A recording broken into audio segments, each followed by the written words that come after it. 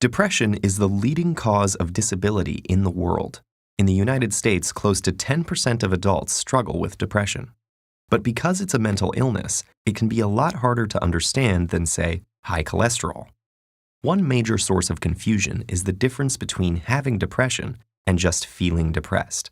Almost everyone feels down from time to time. Getting a bad grade, losing a job, having an argument, even a rainy day can bring on feelings of sadness. Sometimes there's no trigger at all. It just pops up out of the blue. Then circumstances change, and those sad feelings disappear. Clinical depression is different.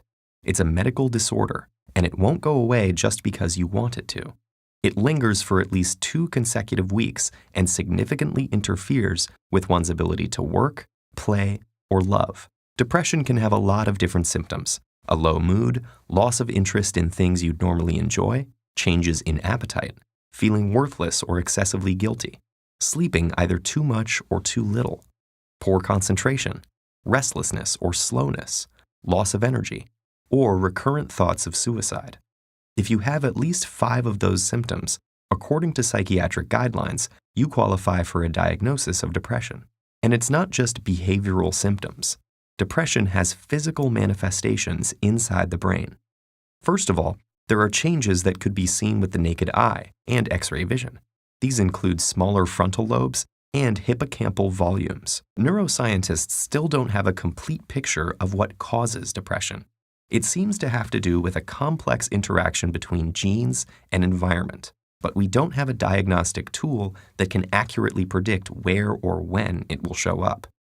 And because depression's symptoms are intangible, it's hard to know who might look fine but is actually struggling.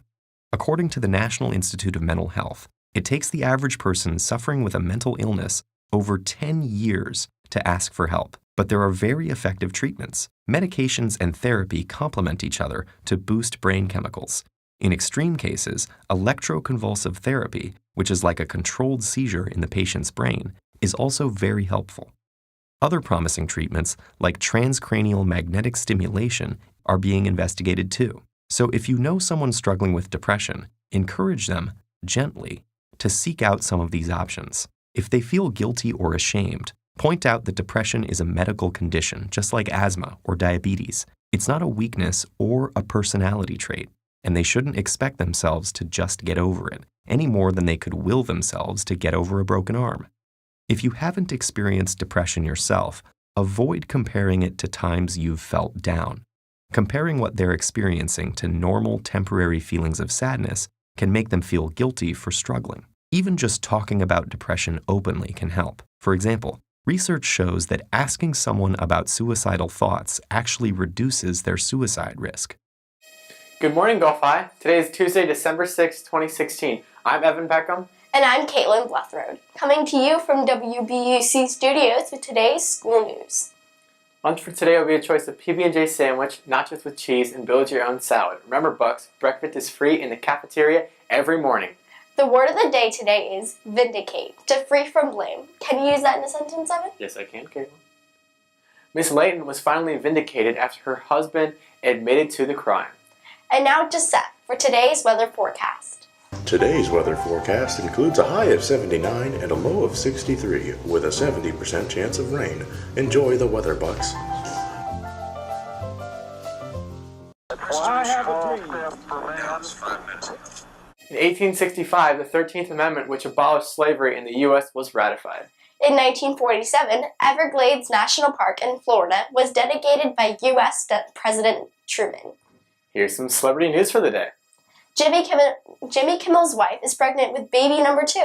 Angelina Jolie and Brad Pitt have reached a temporary custody agreement.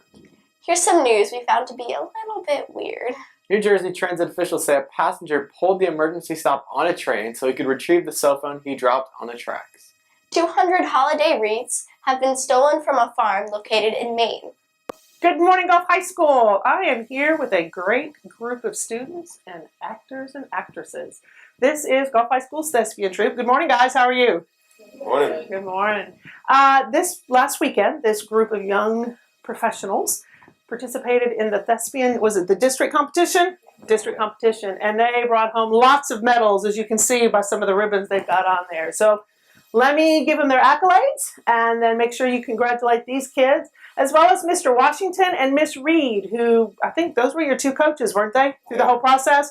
And when you see them, tell them thank you for a great job and for representing Gulf High School. So here we go. The following got superior ratings. Adam Price and David Earl for ensemble. Congratulations, guys.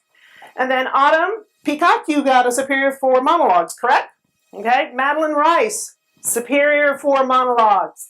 And then the following students received an excellent. Kayla, you for duet, correct? Good job. Autumn and Allison, you guys also have an excellent for duet. Alexandra and Madeline, you guys got another excellent for duet.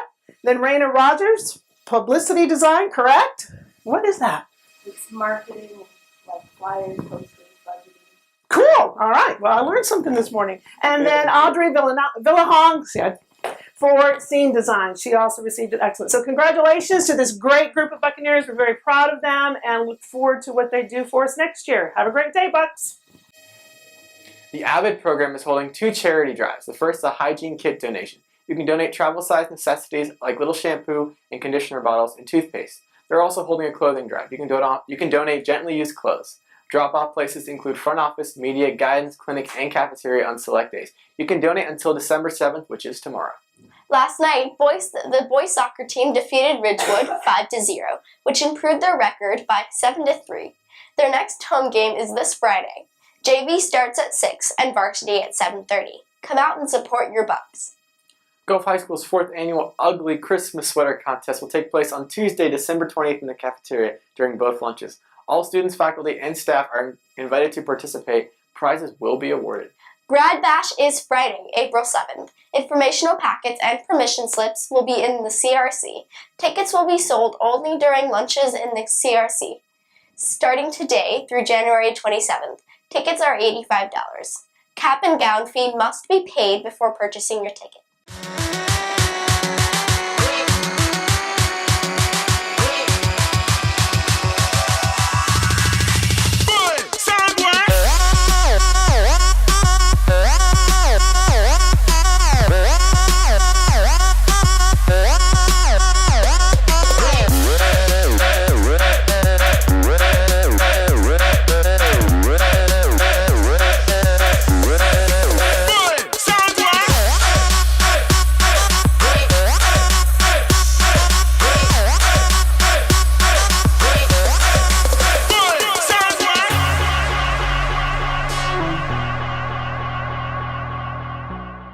The National Honor Society Relay for Life 2017 team will be pre-selling GHS hoodies until this Friday. Sizes small through extra large are being sold for $20 each. Sizes 2X and 3X will be sold for $22 each. There will be an FBLA meeting today after school in room 109B.